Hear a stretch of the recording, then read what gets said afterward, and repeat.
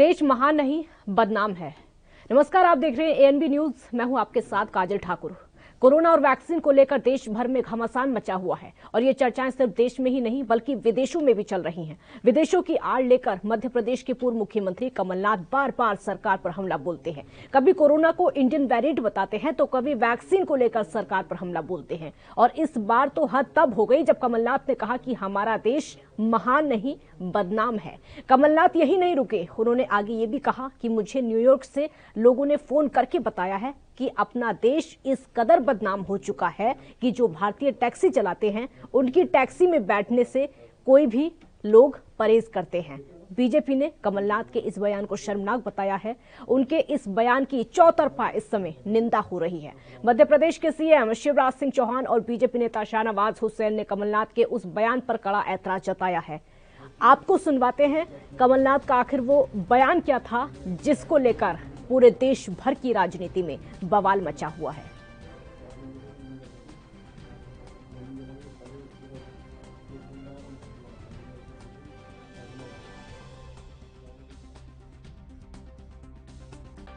इसकी भरपाई कौन करेगा? छवि इतनी बिगड़ी हुई है। मैं तो कह रहा हूँ भारत महान नहीं भारत बदनाम है। ये आज सब देशों ने रोक लगाई है कि भारत के लोग नहीं आ सकते।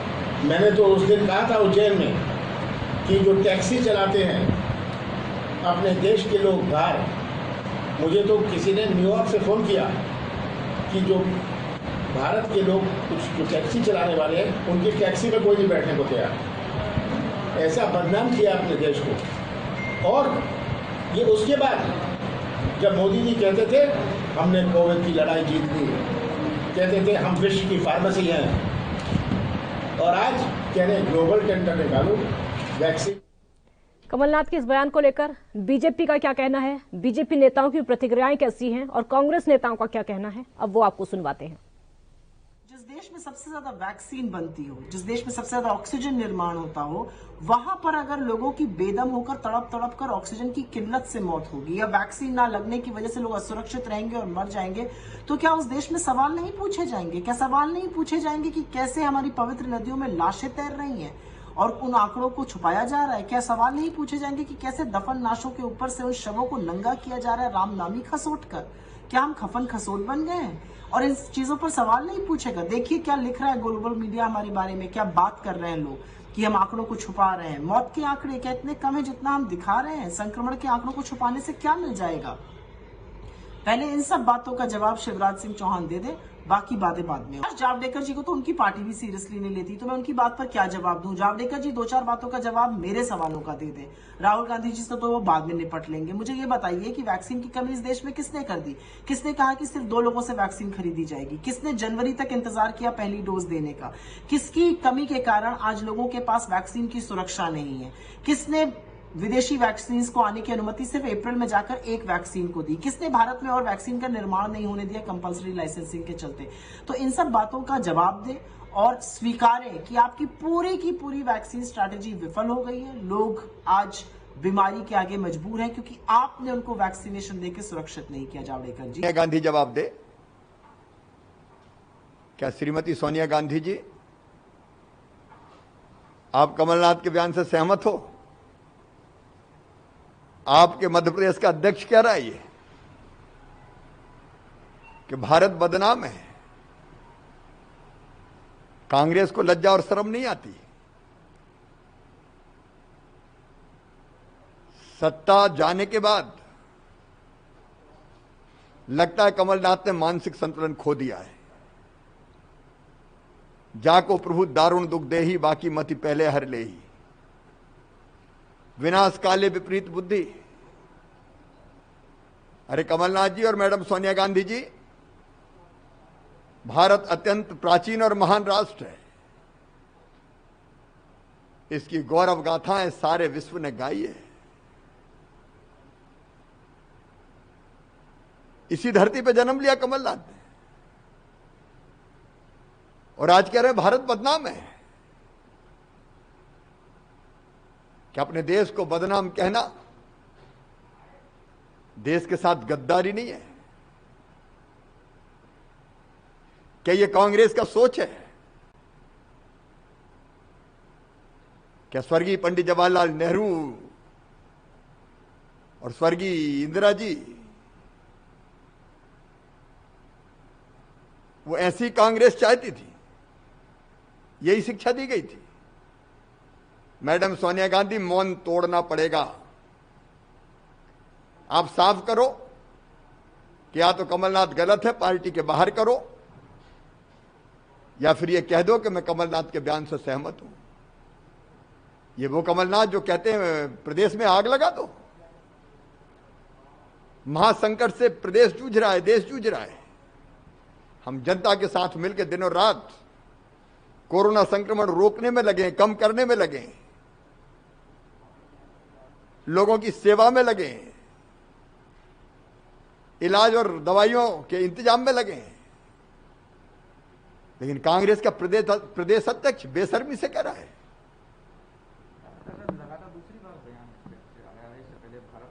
नहीं, ये क्या है? ये तो मानसिक संतुलन खो दिया है। या संतुलन नहीं खोया तो इतना विकृत दृष्टिकोण है, इतने विकृत विचार है कि ऐसा कांग्रेस का अध्यक्ष भारत का नागरिक कहलाने का हकदार नहीं है। जांच करवानी चाहिए कमलनाथ की, या फिर मैडम सोनिया गांधी को कांग्रेस से बाहर करना चाहिए। और नहीं तो यह माना जाएगा कि श्रीमती सोनिया गांधी जी, आप और आप राहुल दोनों भी ये मानते हैं जो कमलनाथ मानते हैं। कमलनाथ, आप मर्यादा तोड़ रहे हैं। आप एक राज्य के मुख्यमंत्री रहे और देश को बदनाम कहेंगे? ये किस तरह की भाषा है? ये कांग्रेस के लोग मोदी जी और बीजेपी को बुरा भला कहते हुए अब देश को बदनाम करने लगे। कह रहे हैं कि देश महान नहीं है, बदनाम है। और बहस बाद में करेंगे। इसी बीच सीएम योगी आदित्यनाथ की सीधी तस्वीरें आपको दिखाते हैं। चौधरी चरण सिंह की पुण्यतिथि पर सीएम योगी आदित्यनाथ मौजूद हैं। उनकी मूर्ति को फूल माला पहनाई।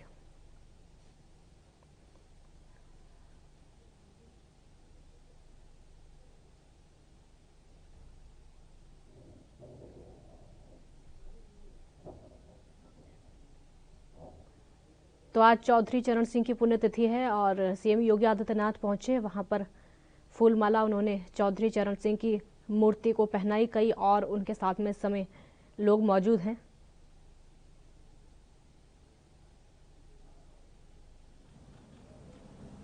किसानों के मसीहा स्वर्गीय चौधरी चरण सिंह जी की 34वीं पुण्यतिथि के अवसर पर मैं राज्य सरकार की ओर से और प्रदेशवासियों की ओर से उनकी स्मृतियों को कोटि कोटि नमन करते हुए उन्हें विनम्र श्रद्धांजलि अर्पित करता हूं। हम सब जानते हैं कि चौधरी चरण सिंह जी किसानों के परम हितैषी थे।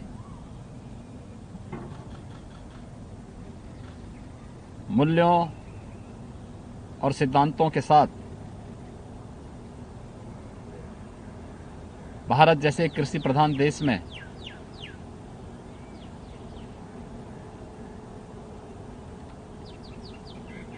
देश की सत्ता की राह देश के खेतों और खलिहानों से होकर के जाता है, इस बात का उद्घोष करने वाले चौधरी चरण सिंह जी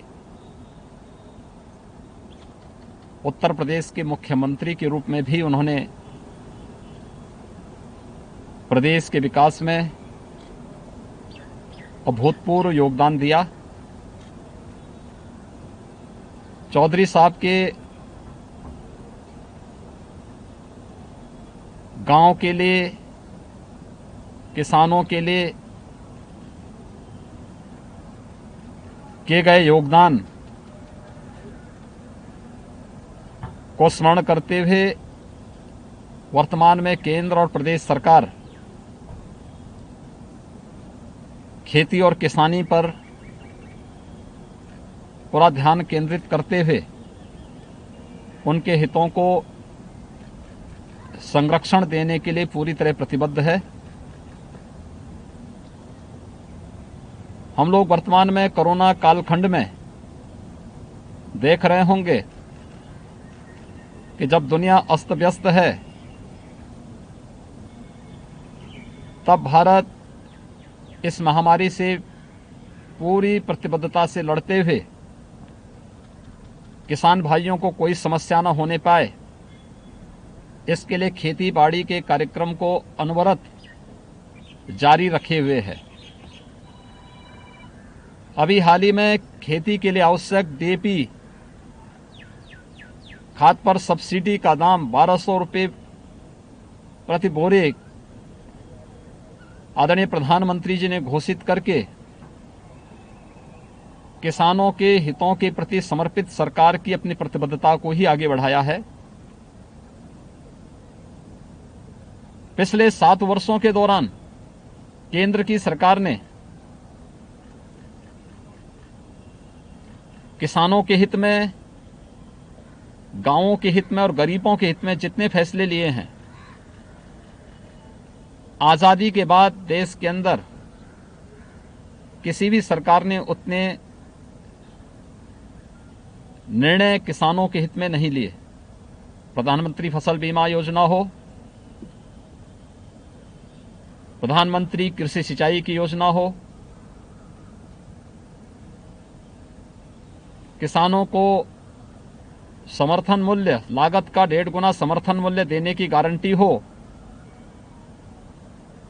या फिर किसानों को देश के अंदर अपनी उपज को बिना किसी टैक्स के कहीं भी बेचने की स्वतंत्रता, प्रधानमंत्री किसान सम्मान निधि हर किसान को 6,000 रुपये सालाना किसी साहूकार और मुनाफाखोर से मुक्त करने के लिए चलाया गया अभियान इस सफलतापूर्वक आगे बढ़ते हुए दिखाई दे रहे हैं। उत्तर प्रदेश केंद्र सरकार के मार्गदर्शन में, आदरणीय प्रधानमंत्री जी के मार्गदर्शन में किसानों के हितों के लिए पूरी समर्पित भाव के साथ कार्य कर रही है। चौधरी साहब की कर्मभूमि रमाला में रमाला चीनी मिल के पुनरुद्धार की कार्रवाई रही हो, या फिर गन्ना किसानों को गन्ना मूल्य के भुगतान का, पिछले 4 वर्ष के दौरान हमारी सरकार ने प्रदेश में 1,35,000 करोड़ रुपए से अधिक का गन्ना मूल्य किसानों के खाते में देकर किसानों के जीवन में खुशहाली लाने का प्रयास किया है। इतना गन्ना मूल्य का भुगतान आजादी के बाद किसी भी सरकार ने 5 वर्ष के अपने कार्यकाल के दौरान भी नहीं किया। कोरोना कालखंड में चाहे पहली लहर रही हो या दूसरी लहर, प्रदेश की सभी 119 चीनी मिलें बंद जो पहले बंद, बहुत सारी जिसमें बंद थी, हमने उनको चालू रखा। कोरोना कालखंड के दौरान भी उसको चालू रखा, जिससे गन्ना किसान कहीं से भी पीड़ित न होने पाए, प्रताड़ित न होने पाए, या उनकी गन्ना की फसल खराब न होने पाए। प्रदेश के अंदर सिंचाई की योजना को, प्रधानमंत्री कृषि सिंचाई की योजना को प्रमुखता के साथ आगे बढ़ाने और दशकों से लंबित कृषि सिंचाई की योजना को समयबद्ध ढंग से आगे बढ़ाने के लिए किया जाने वाला कार्य हो, प्रदेश सरकार ने उन सभी योजनाओं को आगे बढ़ाने का कार्य किया।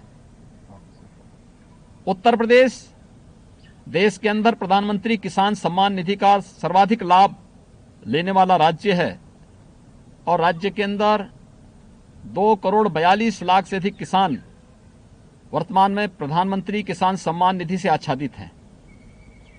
कृषि सिंचाई की योजनाएं, जिसमें बाणसागर की परियोजना को पूरा करने का कार्य हो, या फिर अर्जुन सहायक, मध्य गंगा या सरयू नहर प्रणाली को समयबद्ध ढंग से आगे बढ़ाने का कार्य, ये राज्य सरकार की किसानों के हित में किए जाने वाले वे सभी कार्यक्रम हैं। कोरोना कालखंड में ही गेहूं क्रय केंद्र वर्तमान में भी संचालित हैं। जहां दुनिया के तमाम देश लॉकडाउन में हैं, तमाम राज्यों में भी पूर्ण लॉकडाउन है, उत्तर प्रदेश में श्रमिकों को बचाते हुए उद्योगों का संचालन करना, खेती-बाड़ी का कार्य किसानों को पूरे सुरक्षा कवच देते हुए खेती-बाड़ी का कार्य अनवरत रूप से चलना। प्रदेश ने अब तक 38 लाख मीट्रिक टन से अधिक गेहूं का क्रय किया है। किसानों के खाते में डीबीटी के माध्यम से 72 घंटे के अंदर उनकी उपज का दाम उपलब्ध करवाने की कार्रवाई 1975 रुपये समर्थन मूल्य के साथ किया जा रहा है। प्रदेश सरकार अपने किसान भाइयों के हितों को पूरी तरह संरक्षित देने के लिए प्रतिबद्ध है और इसीलिए सरकार ने तय किया है, यद्यपि हम किसानों को सस्ते दाम पर बिजली उपलब्ध कराते हैं, लेकिन प्रदेश के हित में जो अफवाहें चल रही थी कि बिजली के दाम बढ़ेंगे, उत्तर प्रदेश सरकार ने तय किया है कि कोई बिजली के दाम नहीं बढ़ेंगे। सरकार गांव के लिए, किसानों के लिए, हित के लिए, श्रमिकों के लिए पूरी ईमानदारी के साथ पूरी प्रतिबद्ध होकर कार्य कर रही है। आज जब चौधरी साहब की 34वीं पुण्यतिथि के अवसर पर हम उन्हें विनम्र श्रद्धांजलि देने के लिए यहां पर एकत्र हुए हैं, केंद्र और प्रदेश सरकार के द्वारा किसान भाइयों के हित में किए जाने वाले ये कार्यक्रम, चौधरी साहब के किसान हितैषी उन कार्यक्रमों को आगे बढ़ाने का ही एक परंपरा है, जिसके लिए उन्होंने कहा था कि देश के सत्ता का रास्ता खेत और खलिहानों से होकर के जाता है, तो उस खेत और उस खलिहान की रक्षा के लिए सरकार पूरी तरह प्रतिबद्ध है, अपने किसान भाइयों के हितों के लिए पूरी तरह प्रतिबद्ध होकर कार्य कर रही है। आज के इस अवसर पर मैं राज्य सरकार की ओर से, प्रदेशवासियों की ओर से, देश के पूर्व प्रधानमंत्री, किसानों के परम हितैषी स्वर्गीय चौधरी चरण सिंह जी को उनकी पुण्यतिथि के अवसर पर उनकी स्मृतियों को कोटि कोटि नमन करते हुए विनम्र श्रद्धांजलि अर्पित करता हूं। तो आप मुख्यमंत्री योगी आदित्यनाथ को सुन रहे थे। आज पुण्यतिथि है और पुण्यतिथि के मौके पर वो किसानों के मसीहा को याद कर रहे थे। चर्चा पर वापस आते हैं, क्योंकि देश भर में इस समय जैसी राजनीति चल रही है, कमलनाथ के बयान को लेकर बहुत ज्यादा शर्मनाक राजनीति है। हमारे साथ इस समय दो खास मेहमान चर्चा में शामिल होने के लिए जुड़ चुके हैं। राहुल आनंद बीजेपी का पक्ष रखेंगे, रत्नाकर जी हैं कांग्रेस का पक्ष रखेंगे, अकील खान जी भी हमारे साथ जुड़ चुके हैं आम आदमी पार्टी से। आप तीनों का बहुत बहुत स्वागत है। रत्नाकर जी, पहला सवाल मेरा आपसे ही होगा और सवाल सीधा होगा। देश महान नहीं बदनाम है। कमलनाथ सब कुछ भूल गए क्या? हमारे देश का इतिहास, बलिदान, पंडित नेहरू, इंदिरा गांधी, उन्होंने जो देश को बनाने में अपनी मेहनत की, सब कुछ भूल गए? देखिए, कमलनाथ जी के बयान को जो जिस तरह से भाजपा भारतीय जनता पार्टी प्रस्तुत कर रही है, वो देश से जोड़ के कोई भी मुद्दों को और वो रिलेट करके और सोचती है कि देश को बदनाम किया जा रहा है, तो ऐसा कदापि नहीं है। देश, उनके कहने का मतलब ये है कि कोरोना की महामारी परिस्थिति जिस तरह से देश में कुप्रबंध चल रहा है, जिस तरह से लोगों की मौतें हो रही हैं, जिस तरह से वैक्सीनेशन का अभाव चल रहा है, जिस तरह से लाशें तैर रही हैं, वो इंटरनेशनल न्यूज में कहीं भी छुपा हुआ नहीं है। और इस तरह से जो अंतर्राष्ट्रीय खबरें हैं, सुर्खियां बनी हुई हैं भारत की खबरें, और ये खबरों से देश बदनाम हो रहा है, तो इसको भारतीय जनता पार्टी कहीं न कहीं गलत तरीके से प्रस्तुत करने की कोशिश कर रही है। देश तो बदनाम तब हो रहा है जब हमारी जनता मर रही है। हमारी जनता से ही हमारा देश है। अगर हमारी जनता ही नहीं रहेगी तो देश कहां से रहेगा?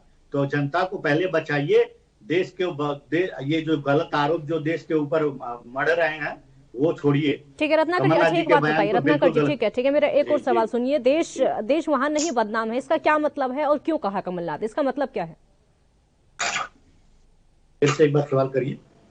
इसका मतलब क्या है जो कमलनाथ ने कहा है कि देश महान नहीं बदनाम है, इसका मतलब क्या हुआ? नहीं, ये लोग जिस तरह से अभी अपनी महानता का गुणगान कर रहे हैं, भारतीय जनता पार्टी जिस तरह से अपनी सरकार अपने लोगों का इवेंट मैनेजमेंट कर रही है और गुणगान कर रही है, उसका उनका कहना यही है कि इस तरह की महानता का प्रस्तुतिकरण जो किया जा रहा है वह गलत है। देश की छवि जो है वह गलत जा रही है विश्व पटल पे। आप अंतर्राष्ट्रीय खबरों को ही देखिए। मैं आपको एक जानकारी दे दूं, न्यूयॉर्क टाइम्स क्या कहता है। न्यूयॉर्क टाइम्स कहता है, उसकी रिपोर्ट कहती है कि भारत में 6 से 42 लाख लोग मरे हैं, लेकिन हमारे देश में कह रहे हैं कि 3 लाख लोग मरे हैं। तो कहीं ना कहीं तथ्यों को छुपाने की कोशिश की जा रही है। जो अंतर्राष्ट्रीय मीडिया इसको उजागर कर रही है, तो उनका कहने का यही संदर्भ है कि जो है देश को बाहर जो है मीडिया इसको देश की सच्चाई को उजागर करके और अपना देश बदनाम हो रहा है। कहने का उनका यही तात्पर्य है। अब भारतीय जनता पार्टी उसको जिस रूप में लोगों के सामने प्रस्तुत करे, लेकिन आज लोग भी यह समझ रहे हैं कि देश की जनता की भलाई का कम ध्यान है। प्रस्तुत करने का जो तरीका है रत्नाकर जी, ठीक है रत्नाकर जी, जो प्रस्तुत करने का तरीका है, प्रस्तुत करने का तरीका वही है जो बोल रहे हैं, वही हमने भी दिखाया है। जो कमलनाथ बोल रहे हैं वही हमने भी दिखाया है। उन्होंने जिस तरीके से कहा है कि आज जो परिस्थितियां हैं, हमारा देश जो है वो महान नहीं बदनाम हो चुका है, जो उन्होंने बोला है वही हमने भी दिखाया। गलत तरीके से इसको कोई ले नहीं रहा है। इसमें मैंने आपको बहुत क्लियरली किया है। उन्होंने जो कहा है, उनके कहने का संदर्भ यही है। इसमें देखिए, आज हमारी जनता मर रही है, आज हमारे लोग अपने लोग मर रहे हैं, तो यह बदनामी का कारण नहीं है क्या? यह भारत सरकार कुप्रबंध कर रही है। जब उनको कोरोना का मैनेजमेंट करना चाहिए था, तो वह इवेंट मैनेजमेंट कर रही है। तो यह कहीं ना कहीं बदनामी का कारण नहीं है क्या? हमारे देश के लोग कहीं बाहर जाते हैं तो उनको इंडियन वेरिएंट लेके आए होंगे, वो उनको झेपना पड़ रहा है, वहां पे उनको जलालत महसूस हो रही है। तो यह बदनामी नहीं है क्या? ये भारतीय जनता पार्टी अगर इस तरह का कुप्रबंध जो की है देश में, अगर वो सही तरीके से कोरोना के केस को हैंडल करती है, 1 साल से जो लगातार चल रहा है, तो भैया हमारे देश की बदनामी कहीं पे भी नहीं होती। और हमारा देश महान था, है और रहेगा। उन्होंने कोरोना के कुप्रबंध पे ही, और जो स्टेटमेंट आया उनका कोरोना के कुप्रबंध पे ही आया है। राहुल आनंद जी, जो देश में परिस्थितियां हैं, कमलनाथ का बयान उसी को लेकर है, क्योंकि जिस तरीके से मौतों का सिलसिला बढ़ता चला जा रहा है, जिस तरीके से देखा जा रहा है गंगा के किनारे शव पड़े हुए हैं, उन परिस्थितियों को देखकर कमलनाथ ने कहा है कि आज हमारा देश महान नहीं बदनाम है। हालांकि बयान निंदनीय है, पूरा देश इस बयान की निंदा करता है, ये नहीं बोलना चाहिए। बोलिए राहुल जी। देखिए काजल जी, सबसे अहम बात यह है, अंधेरी नगरी का चौपट राजा ये कांग्रेस की देन है।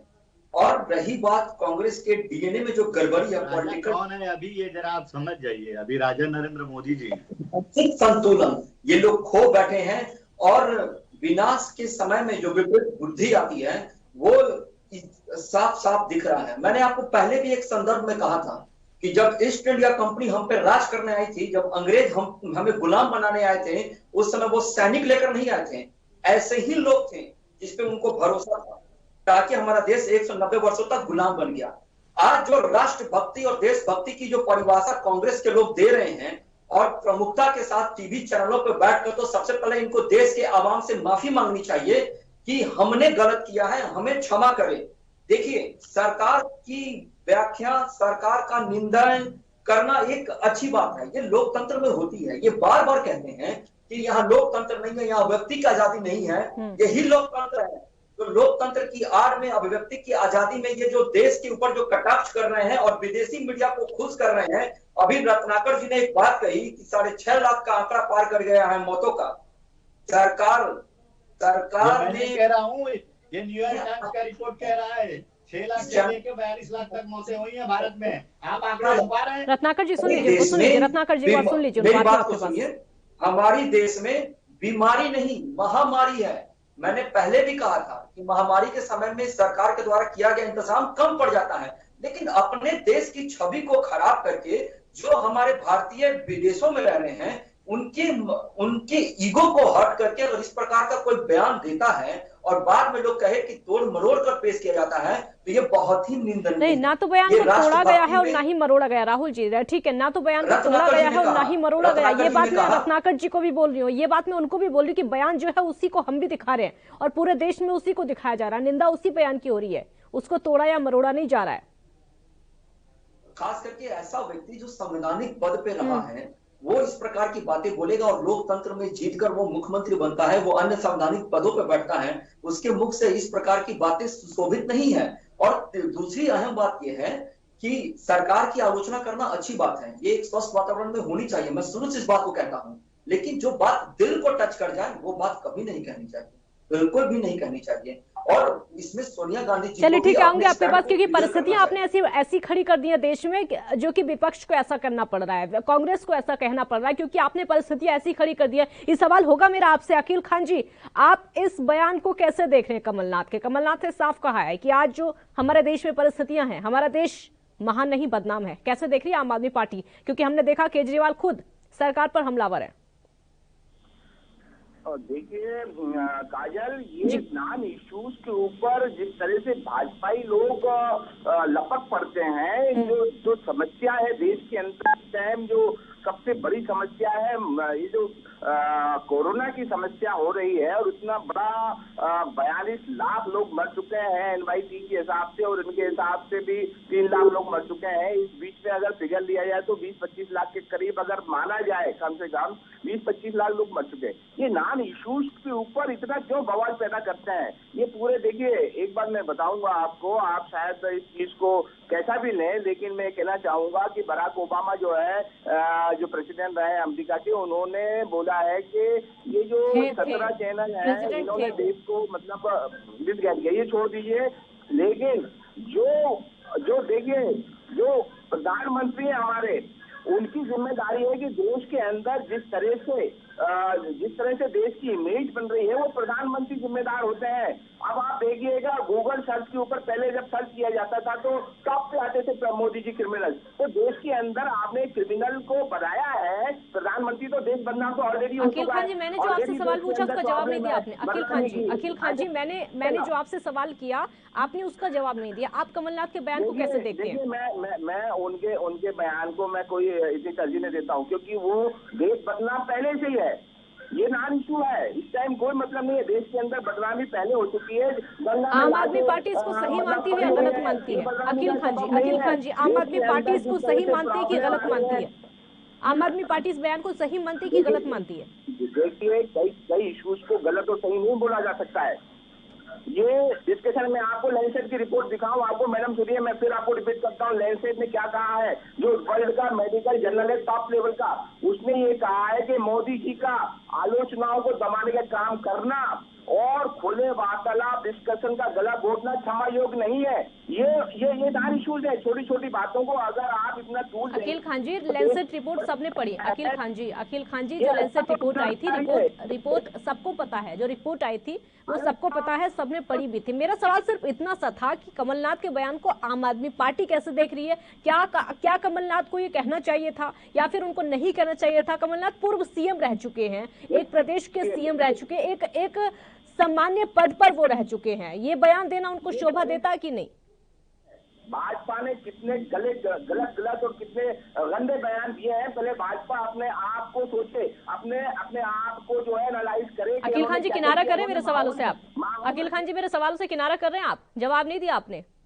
भाजपा ही जिम्मेदार है इस तरह के बयानों के लिए, क्योंकि आपने जवाब नहीं दिया। अखिल खान जी, आपने जवाब नहीं दिया। मैं एक ही सवाल आपसे 3 बार रिपीट कर चुकी हूँ। अखिल खान जी, मैं एक ही सवाल आपसे 3 बार रिपीट कर चुकी हूँ, 3 बार। आपने एक बार भी जवाब नहीं दिया। मेरा कहना मैडम साफ है कि आलोचनाओं को दबाना सही नहीं है, और जो इन्होंने कहा है ये इसके चीफ मिनिस्टर के अगेंस्ट में भी, वो बिल्कुल सही है। चीफ मिनिस्टर जो है बहुत ज्यादा नौटंकीबाजी करते हैं और हमारे देश के प्रधानमंत्री नौटंकीबाजी करते हैं। ये मतलब कोई बहुत बड़ी बात नहीं है उनका इस बयान को इस तरह से टेकअप करना पूरे नेशनल लेवल के ऊपर। आप जो समस्या है आप वो तो ध्यान नहीं दे रहे। 1 साल हो गया, 1.5 साल हो गया, देश के अंदर 42 लोगों को मरवा दिया और अभी लाखों लोगों को मरवाने की तैयारी है आपकी, आप वो कुछ नहीं कर रहे हैं। ठीक है, जो मैंने सवाल पूछा आपने ठीक से उसका जवाब नहीं दिया। सवाल से किनारा कर रहे लेकिन जवाब नहीं दिया। आऊंगी आपके पास, दूसरा सवाल लेके आऊंगी आपके पास। राहुल जी, आपका रिएक्शन अखिल खान जी की बात पर। अरविंद केजरीवाल जी ने 300 के लिए दायित्व से इनको सही और गलत बात को कहना चाहिए, और आपने इनसे 3 बार सवाल किए हैं, तीनों बार इन्होंने बात को बदलने का प्रयास किया है। तो इससे कहीं ना कहीं ये तो सहमत जरूर आता है कि जो देशभक्ति की जो बात है ना इनके पास है वो, ना कांग्रेस के पास है। और जो नौटंकी शब्द का जो ये प्रयोग कर रहे हैं वो ना तो किसी मुख्यमंत्री के लिए उचित है, ना तो किसी प्रधानमंत्री के उचित है। कहीं ना कहीं ये कांग्रेस के मार्गदर्शन का सहारा ले रहे हैं, क्योंकि राहुल गांधी जी ने भी नौटंकी शब्द का इस्तेमाल किया था। प्रधानमंत्री चाहे वो मुख्यमंत्री का पद हो, वो एक गरिमामय पद होता है, उसके ऊपर राष्ट्र धर्म का निर्वहन भी करना चाहिए और उसके कर्तव्यों का निर्वहन करने के लिए राहुल आनंद जी, राहुल गांधी तो यहाँ तक कह देते हैं कि प्रधानमंत्री को कोरोना समझ ही नहीं आता। प्रधानमंत्री को तो पता ही नहीं है कि कोरोना है क्या, उनको तो अभी तक समझ ही नहीं आता कि कोरोना है क्या, किस तरीके से वो फैल रहा है। प्रधानमंत्री को तो समझ ही नहीं आता, इस बात की समझ ही नहीं है। अगर समझ होती तो पहले से इंतजाम कर लेते। काजल जी, ये जो रीजनिंग जो राहुल गांधी कहते हैं अपनी बातों को जो अलग अलग भाषाओं में शब्दों में जो ये वर्णन करते हैं, तो इनके जो लेखक हैं जो इनको सिखाते हैं कि इस प्रकार से बोलना है, क्योंकि मीडिया के सामने भी इस प्रकार का बहुत बार कृत्य घटा है कि पीछे से बोला गया है, राहुल जी उसको रिपीट किए हैं। तो ये कोई बहुत बड़ी बात नहीं है। जो अल्प ज्ञानी है उसको ज्ञानी बनाने का कोई महत्व नहीं है मेरे समझ से। और जहां तक कोरोना की बात है, उसके लिए हमारे देश के वरिष्ठ वैज्ञानिक और हमारे जो एक्सपीरियंस होल्डर है वो इसका, ठीक है रत्नाकर जी से आपका जवाब लूंगी। ठीक है रत्नाकर जी से आपका जवाब लूंगी। रत्नाकर जी, ये समय है ऐसा राजनीति करने का, ये समय है ऐसा कि हमारा देश महान नहीं बदनाम है, प्रधानमंत्री को पता ही नहीं है कोरोना क्या है, कोरोना एक बीमारी है जो कि फैलती है, प्रधानमंत्री को इस बारे में कुछ पता ही नहीं है, ये समय है ऐसी बयानबाजी का? विपक्ष होने के नाते हम अपनी जिम्मेदारी पूरी निभा रहे हैं। इस सरकार को हमने पहले भी चेताया था और अभी भी चेता रहे हैं, लेकिन सरकार विपक्ष की बातों को नहीं है, क्योंकि असंबद्ध से भरी हुई सरकार। जब हम अपनी बातों को कहते हैं, इनको सुझाव देते हैं, इनको मशवरा देते हैं, तो ये हमारी बातों को दूसरे परिप्रेक्ष्य में ले जाकर रख देते हैं। तो कहीं न कहीं यह सरकार विपक्ष को बदनाम करके और अपने इवेंट मैनेज को हेडलाइंस मैनेजमेंट में लगी हुई है, या देश को बदनाम करने की बात कर रही है। रही बात राहुल आनंद जी की, जो इन्होंने अभी कुछ देर पहले ही कहा कि अंधेर नगरी और चौपट राजा, तो मैं राहुल आनंद जी को यह बताना चाहता हूं कि आपने बिल्कुल सही बात कहा है। यह अंधेर नगरी हो गई है और यहाँ के राजा जो है माननीय पंतप्रधान नरेंद्र मोदी जी, यह बिल्कुल चौपट है। अगर यह चौपट नहीं होते तो देश में जब दूसरे देश, अमेरिका जैसा देश या दूसरे देश जो है वैक्सीन का इजाद हुआ, तो उस समय ये अपनी आबादी के दोगुना वैक्सीन जो है प्रोक्योर कर रहे थे, बुकिंग कर रहे थे, जो कंपनियां बना रही थी वैक्सीन। लेकिन उस समय हमारे पंतप्रधान नरेंद्र मोदी जी 6.5 करोड़ वैक्सीन जो है बाहर भेजने का प्लानिंग किए हुए थे। दुनिया जब मई और जून के महीने में सारे लोगों ने अपनी अपनी बुकिंग कर दिया था वैक्सीन का, लेकिन हमारे देश में हमारे जो चौपट राजा हैं नरेंद्र मोदी जी, उन्होंने जनवरी में बुकिंग किया। कितना किया? 1,60 लाख रुपया, 1,60 लाख वैक्सीन बुकिंग किया। मतलब आप समझ जाइए कि 135 करोड़ की आबादी में 1,60 लाख की बुकिंग है, तो वैक्सीन की कमी तो होगी ही होगी। हम शुरू से चिल्ला रहे हैं, हम शुरू से कह रहे हैं कि कंपलसरी लाइसेंसिंग किया जाए, बाहर से इंपोर्ट किया जाए वैक्सीन को, लेकिन ये हमारी बातों को सुने नहीं। ये सिर्फ अपनी करते बात तो चल रही है ना रत्नाकर जी, बात चल रही है। अब सरकार से यही सवाल, रत्नाकर जी जब यही सवाल हम सरकार से करते हैं तो उनका कहना है कि बात चल रही है और इतना बड़ा देश है, इतनी बड़ी आबादी है, तो वैक्सीन उसी हिसाब से आएगी, थोड़ा समय लग रहा है। ये नीति आयोग जो बैठा है, ये नीतियां जो बनाने वाले लोग बैठे हैं, उनको नहीं नीति बनाते समय क्या वो भूल गए कि हमारी आबादी 135 करोड़ की है? क्या उनको चुनाव में ही सिर्फ नजर आता है कि 135 करोड़ की जनता है, उनके प्रति वो जवाबदेह और जिम्मेदार नहीं है कि उनको सारे लोगों को वैक्सीन बनाना है, सारे लोग को लगाना है? हमारे पास तो मैन पावर है। हम जो सब विश्व में सबसे ज्यादा वैक्सीन उत्पादन करने वाला देश हमारा है। 60% वैक्सीन जो है पूरे विश्व का हम अपने देश में बनाते हैं। विडंबना यह है कि इनके कुप्रबंधन से, इनके मिसमैनेजमेंट से आज हमारे लोग वैक्सीन न होने की वजह से मर रहे हैं। तो आप ये गलत इल्जाम लगा रही हैं कि इतना बड़ा पॉपुलेशन है, या भारतीय जनता पार्टी गलत इल्जाम लगा रही है इतना बड़ा पॉपुलेशन है? ये नीति आयोग को सोचना चाहिए। चलिए जवाब दे रहे हैं राहुल जी, आपका जवाब दे रहे हैं। ठीक है, इन्होंने 2 कंपनियों को सिर्फ लाइसेंस दिया था वैक्सीन बनाने के लिए। रत्नाकर जी को कहिए चुप रहने के लिए, इनके पास जो एनर्जी है वो आगे इस्तेमाल करें हमसे सवाल करने के लिए। सबसे अहम बात यह है कि इन्होंने एक बात कही कि जो मैंने बात कहा उसका इन्होंने तुरंत कॉपी कर लिया, कॉपी करके उसको जस्ट पेस्ट कर दिया, लेकिन वो कमी है। जो कमी अपने अंदर है उसको उन्होंने नहीं निखारा। ऐसी बहुत सारी घटना घटी है जिसके वजह से कांग्रेस कलंकित हुई है और वो कलंकित होती ही रहेगी। ये उसके डीएनए में बस गया है। और जो मैंने एक बात कही विदेशी डीएनए की, ये विदेशी डीएनए बहुत ज्यादा प्रभावशाली है क्योंकि ये पश्चिमी मीडिया पे ज्यादा भरोसा करता है, हमारे देश के ऊपर नहीं करता है। और उसी का प्रभाव, उसी का कुप्रबंध है जो आपके सामने जो प्रवक्ता बैठकर जो बातें कर रहे हैं वो कहीं ना कहीं ये वहीं से मार्गदर्शन ले रहे हैं। जो कृपा जो बरस रही है रत्नाकर जी पे, वो परिस्थितियां तो आप पैदा कर देते हैं ना, परिस्थितियां तो आप पैदा कर देते हैं, इसीलिए मौका मिलता है उनको। अब परिस्थितियां आप पैदा कर देंगे, उनको मौका मिल जाता है तो वो बोल देते हैं, फिर आप उनके बयान की निंदा करते हैं। मैं बता रहा हूं काजल जी, क्योंकि पढ़े लिखे व्यक्ति को कहीं भी यह सुशोभित नहीं है कि जो विदेशी नीति है उसके तहत 6.5 करोड़ वैक्सीन भेजे गए थे। और क्यों भेजे गए थे इसका मैंने पिछले बार भी वर्णन किया था। जब अगली बार हम लोग जब सकारात्मक चर्चा रखेंगे तो उस समय मैं इसके बारे में एक एक कर पॉइंट पे चर्चा करूंगा कि 2 परिस्थितियों में दिए गए थे और क्यों दिए गए थे।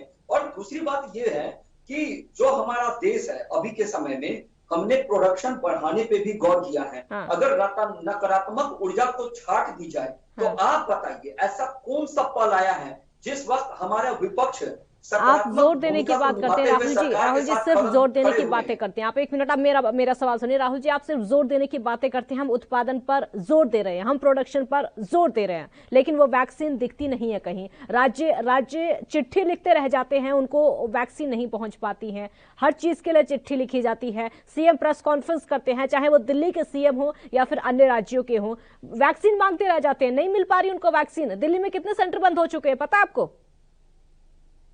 काजल जी, सबसे बड़ी बात यह है कि जो रत्नाकर जी है उसके आधार पे वैक्सीनेशन चल रहा है और सेंटर पे चल रहा है। यहाँ तक कि अब तो कार वैक्सीनेशन भी शुरू कर दिया गया है, तो कितने कहीं कुछ बंद जरूर होंगे। एक मिनट है, दिल्ली के सेंटर का ब्यौरा मैं आपको बताती हूँ। एक मिनट, अकील खान जी इनको बताइए कितने सेंटर बंद हो चुके हैं दिल्ली में और कितने चल रहे हैं, बताइए इनको। अकील खान जी आवाज सुन पा रहे मेरी? जी अकील खान जी अब बताइए बीजेपी के प्रवक्ता को कि कितने सेंटर वैक्सीनेशन के चल रहे हैं दिल्ली में और कितने अब तक बंद हो चुके हैं। उनको भरोसा नहीं हो रहा है कि सेंटर बंद हो चुके हैं। ये बीजेपी के लोगों को मतलब मुझे समझ नहीं आ रहा है कि ये लोग अपनी आंख खोल करके देख रहे हैं, नहीं देख रहे। पूरे देश के अंदर पता है कि दिल्ली के अंदर इन्होंने वैक्सीन बंद कर दी है। वैक्सीन दे नहीं 18 से 45 साल के लोगों को। हमने जितने भी सेंटर खोले थे हजारों की तादाद में, वो सब बंद करने पड़ गए। और जो वैक्सीन दे रहे 45 साल के लोगों के ऊपर के लिए, उसमें कुछ चंद ही हम लोगों को ऑपरेट कर पा रहे हैं। और ये सबसे बड़ी प्रॉब्लम ये है कि ये कोई एग्जामिनेशन सेंटर है। ये बीजेपी के प्रवक्ता से मैं पूछना चाहूंगा कि मतलब ये क्लर्कों वाली बात कर रहे हैं कि कितने नंबर बताओ, इतने नंबर बताओ। अरे आपके सामने पूरा देश का कच्चा चिट्ठा है, दिल्ली का कच्चा चिट्ठा आपके सामने सब नजर आ रहा है आपको। आपकी दिमाग नहीं चल रहा है कि आप सोच नहीं सकते इस टाइम इस ग्रीम सिचुएशन में आप जो क्लरिकल वाली बात कर रहे हैं, कितने नंबर है, कितने वो है। अरे आपको शर्म आनी चाहिए। शर्म तो आपकी खत्म हो चुकी है, अब आपको सजा मिलनी चाहिए। ये देश के अंदर मजाक कर रहे हैं आप इस तरह का। देश को दिवालिया तो पहले से आपने कर दिया है और आज ये मजाक कर रहे हैं और छोटी छोटी सी बातों को, नॉन इश्यूज को लेकर के आप डाइवर्ट कर रहे हैं जनता का दिमाग।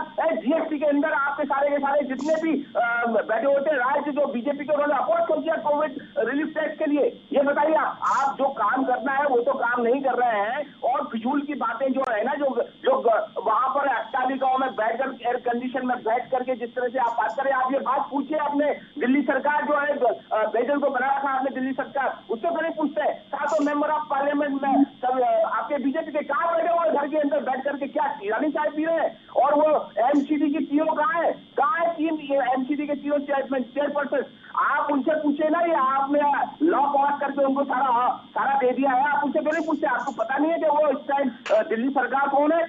आप ये सब कुछ करना बंद कर दीजिए बेकार की, नहीं तो देश की जनता आपको देख रही है और आपको इसकी सजा मिलेगी। आज नहीं तो कल जरूर मिलेगी। चलिए ठीक है, सजा मिलेगी। आपका जवाब लेते हैं राहुल जी, छोटा सा रिएक्शन, फिर रत्नाकर जी से उनका सवाल लेना। राहुल जी जल्दी बोलिए, उनका जवाब दीजिए।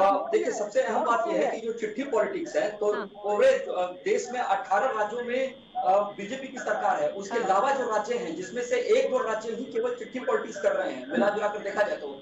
और जो चिट्ठी पॉलिटिक्स के अगेंस्ट में जो आपकी जो प्रवक्ता जो बातें अभी कर गए हैं, अच्छी बातें, बड़ी बातें कर गए हैं, तो मुझे एक बात बताइए, सांसद अपने क्षेत्र में हैं, आपके कितने सांसद दिख रहे हैं? कांग्रेस के कितने सांसद दिख रहे हैं? केवल बातें करने से शर्म हया नहीं जाती है, करना पड़ता है। आपको सबसे पहले ये शर्म कि जो चिट्ठी पॉलिटिक्स जो आप लोग करते हैं ट्विटर पे, कभी आपके अरविंद के कहते हैं बहुत बहुत धन्यवाद आपने हमारी मदद की, 2-4 मिनट बाद तुरंत ट्वीट आता है कि नहीं ये तो था ही नहीं। तो पहले तो आपको अपने ही पॉलिटिकल संस्कार को ठीक करना होगा कि आप मांग क्या रहे हैं, जरूरत क्या है, उसके बाद आप मुझसे मांगिए। सरकार आपके साथ खड़ी है, कदम से कदम मिला, दिल्ली कंट्रोल नहीं होता है और हम बात करते हैं लिखने के लिए उनको सरकार मजबूर करिए। ठीक है रत्नाकर जी से रिएक्शन, रत्नाकर जी से आपसे वो भी सवाल पूछना चाह रहे हैं। 1 मिनट रत्नाकर जी बोलिए।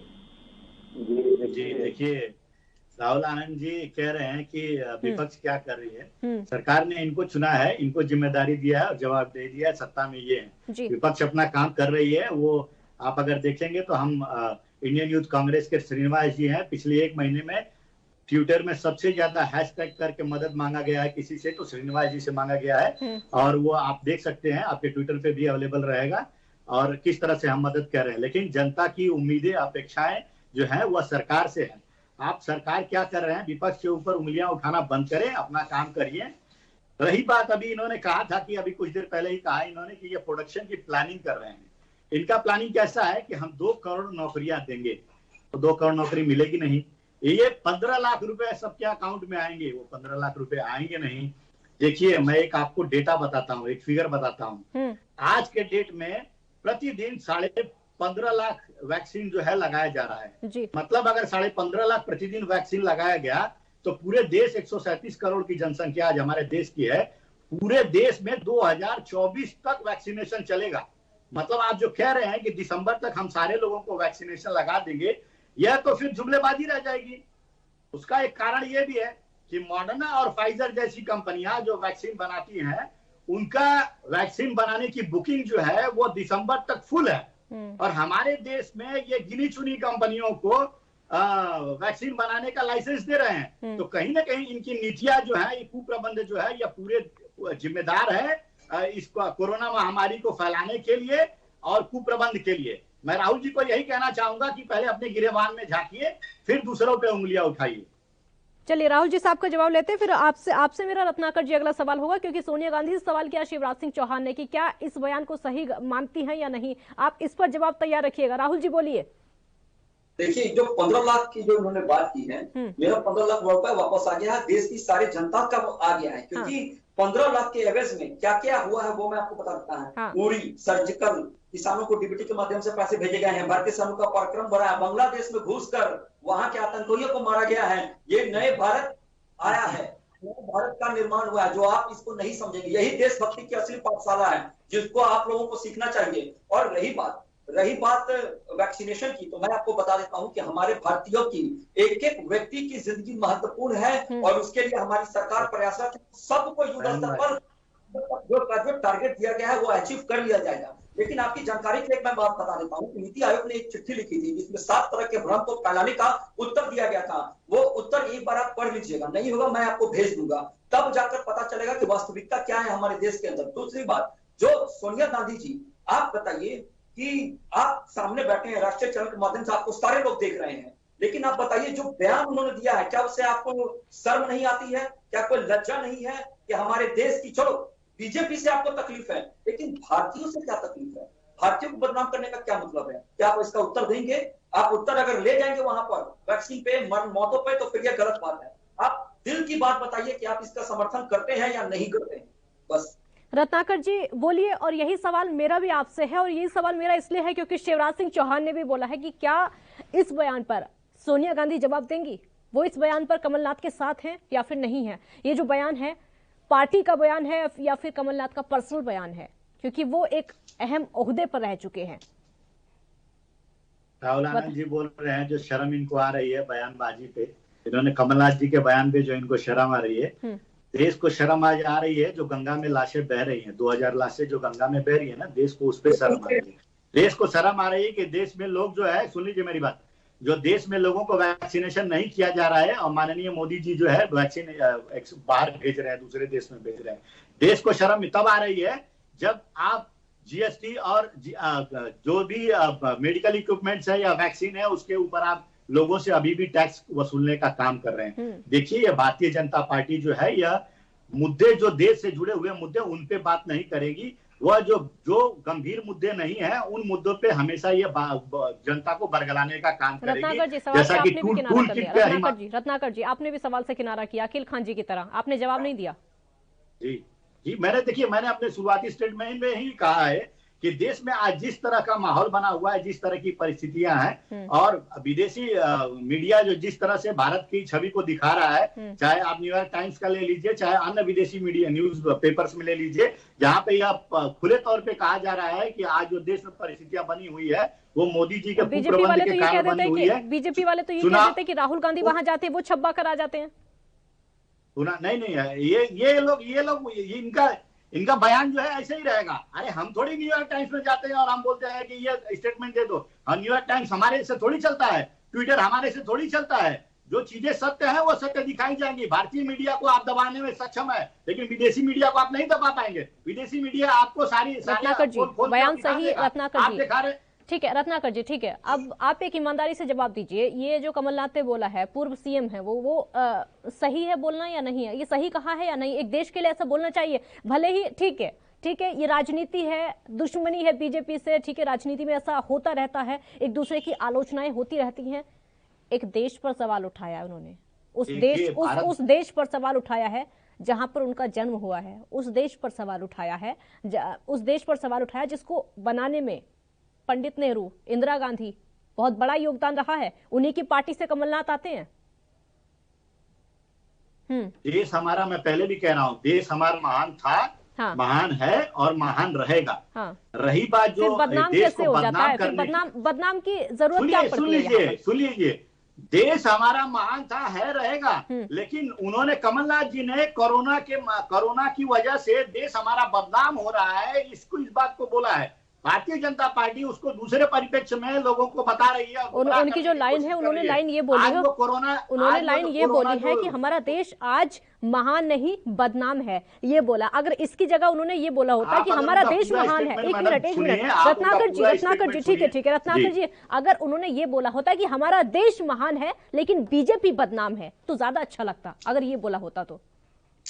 उनके पूरे स्टेटमेंट को आप सुनिए और पूरा हमने सुनाया, अभी सुनाया रत्नाकर जी, अभी सुनाया। अगर आप कहेंगे तो दोबारा सुनवा देंगे। अभी हमारा देश बदनाम हो रहा है, जो अंतर्राष्ट्रीय मीडिया भी सुर्खियां भी दिखा रही है, जो अंतर्राष्ट्रीय सुर्खियां भी दिखा रही है कि हमारा देश किस तरह से आज अक्षम हो गया है। आप एक कार्टून बनाया गया था जिसमें दिखाया गया था कि भारत एक हाथी है और उसके ऊपर नरेंद्र मोदी जो है उसको हाथी को चला रहे हैं, और किस तरह से हाथी जो है बैठ गया है और चलने में नाकाम हो गया है। तो इस तरह का कार्टून तो विदेशों में दिखाया जा रहा है, तो उसमें भारत देश की बदनामी को नहीं समझ में आ रही है। ये सिर्फ गंभीर मामलों पे बात नहीं करेंगे, ये टूल किट जैसे मुद्दों को लेके आएंगे और लोगों को गुमराह करने की बात करेंगे। ये कमलनाथ जी का बयान लेके आएंगे, अखिल खान जी से सवाल करके और गुमराह करने की कोशिश करेंगे। ठीक है अखिल खान जी इंतजार करें। अखिल खान जी, राहुल गांधी का कहना है कि प्रधानमंत्री को कोरोना अभी तक समझ ही नहीं आया, इसीलिए कोरोना का इलाज भी नहीं हो पा रहा है, इत्तेफाक रखते हैं? देखिए, उन्होंने बहुत सॉफ्ट बात की है, राहुल गांधी ने सॉफ्ट बात की है, लेकिन मैं हार्ड बात करना चाहूंगा।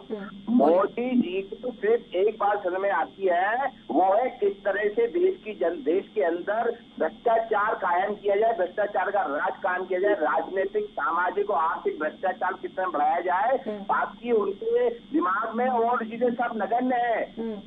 वहाँ इस वर्ष हमारे देश के अंदर मतलब स्टार्ट हो गया था, शुरुआत हो रही थी और पूरे वर्ल्ड की वर्ल्ड हेल्थ ऑर्गेनाइजेशन ने वार्निंग दे दी थी। और ये मोदी जी जो है ट्रम्प नमस्ते कर रहे थे, इन्हें समझ में नहीं आ रहा था क्या ये क्रिमिनल नेग्लिजेंस है, ये छोटी बात नहीं है। मैं ये बोल रहा हूँ समझ में नहीं आ रहा, ये तो बहुत छोटी बात है। मैं तो बोलूंगा क्रिमिनल नेग्लिजेंस है, क्रिमिनल उन्होंने काम किया है और उसकी सजा मोदी सरकार को, ये मोजपा सरकार है ना, मोदी और भाजपा की कंबाइंड सरकार, ये मोजपा सरकार को क्रिमिनल इंटिमिडेशन इंटेंशन के साथ में इनको सजा मिलनी चाहिए। पूरे देश के अंदर जिस तरह हाहाकार मचा हुआ है उसके लिए मोदी जी जिम्मेदार है। उन्होंने उसके बाद भी जो है एमपी के अंदर उठापटक करने की कोशिश की और चेंज किया है उन्होंने उस वक्त जिस पर हमारे देश को सबसे ज्यादा वैक्सीन की जरूरत थी, जिस वक्त हमारे देश को सबसे ज्यादा अटेंशन होने की जरूरत थी, क्योंकि हमारा देश इतना विशाल है, इतनी ज्यादा पॉपुलेशन है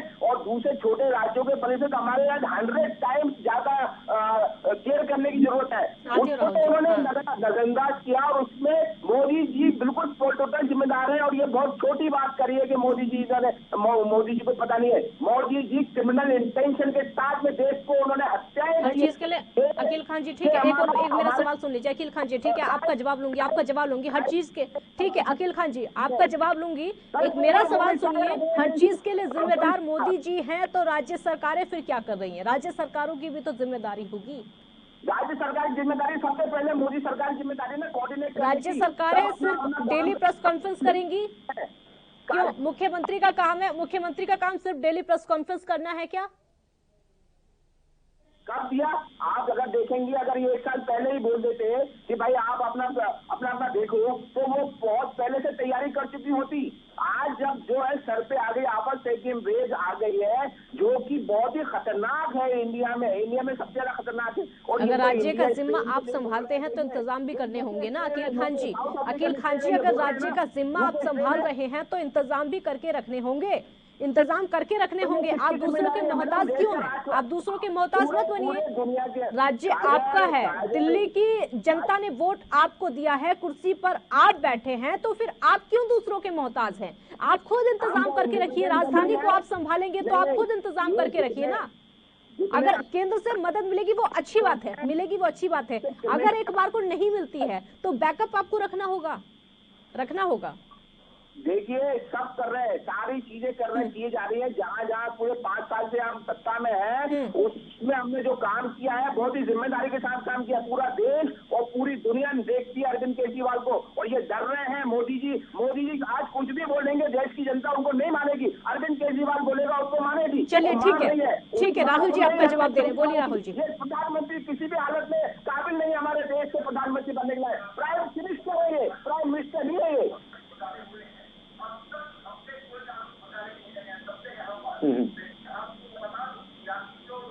छवि वाली जो सरकार कांग्रेस है, उसमें अगस्ता घोटाला, वाटर डीएलएफ घोटाला, नेशनल हार्डर केस, वेफोर्स घोटाला, माउंटी घोटाला, इस प्रकार के अन्य घोटाले के आरोप लगे हैं। तभी वो सरकार गई थी, हमारे सरकार तब तक कोई आरोप नहीं लगे हैं। दूसरी बात, अब हर बात में ये जो कहते हैं कि इनके ऊपर केस जाने चाहिए, इनके ऊपर ये केस जाने चाहिए, उसके लिए सुप्रीम कोर्ट है, वो उसे पता है कि वो क्या करना है, किस प्रकार से करना है। लेकिन आप अपनी परिस्थिति से ना नहीं कह सकते हैं। आप अपनी परिस्थिति को खुद दिल्ली के अंदर बिगाड़ रखे हैं। लड़ने से फुर्सत मिले तब तो। जिस व्यक्ति को यह नहीं पता है कि जब मैं प्रेस कॉन्फ्रेंस करता हूं तो उसके पीछे झंडे किस प्रकार से रखने चाहिए, वो चलते हैं बताने के लिए। उसके प्रवक्ता हमारे पास बैठकर, बस मैं इस चीज को मानता हूं कि आपको बीजेपी से चूती हो सकती है, लेकिन देश के व्यक्ति से चूती मत रखिए, क्योंकि देश के व्यक्ति से ही देश का निर्माण होता है। ये आज आपके साथ हैं, कल हमारे साथ हैं और कभी भी रहेंगे। लेकिन एक बात, अहम बात यह है कि आप अपनी जिम्मेदारी से पीछे नहीं हट सकते हैं। आपने देखा ना, स्वास्थ्य को लेकर आपके यहाँ एक भी वेंटिलेटर नहीं खरीदे गए हैं। कम से कम पीएम केयर फंड से वेंटिलेटर तो मंगाए गए, ऑक्सीजन लगाने के लिए तो दी गई, ऑक्सीजन कंसंट्रेटर तो मंगाए गए, प्लांटर तो लगाने के लिए किया गया। का जब वो खराब पड़े हैं तो राहुल जी कोई फायदा नहीं है। झारखंड की तस्वीरें मैं खुद देख रही थी, बिहार की तस्वीरें मैंने खुद देखी है। जब वो वेंटिलेटर्स खराब पड़े हुए हैं, क्या फायदा उनका? कोई फायदा नहीं है। मैं आपको बताता हूँ, अगर कहीं भी किसी भी कंपनी से अगर बल्क में आप खरीदारी करेंगे तो उसकी सत्यापन तभी होती है जब आपके पास वो सामान आ जाता है। और आपको मैं जानकारी के लिए बता दूं कि यहाँ की जो राज्य सरकार है, चाहे वो बिहार की हो चाहे वो झारखंड तो की, बिना सत्यापन के अगर सामान खरीदेंगे तो फिर उसका ब्यौरा भी पेश नहीं कर सकते ना। अगर बिना सत्यापन के आपने सामान खरीद लिया है तो उसके आंकड़े नहीं पेश कर सकते। आप अगर सत्यापन कर देंगे, आप कहेंगे इतना सामान हमारा खराब है, इतना सही है, तो आप उसी तरीके से बताएंगे अब यह खराब भी है और सही सामान भी। अब सबका ब्यौरा आप एक साथ दे रहे हैं। नहीं हमारा तो सारा सामान सही है जी। देखिए काजल जी, जब मैंने कहा कि जब बल्क में किसी चीज से खरीदारी कीजिएगा तो उसमें 1-2 पीस से खराब जरूर निकल जाएंगी, लेकिन इसका मतलब ये नहीं है कि वो पूरा सिस्टम ही खराब है।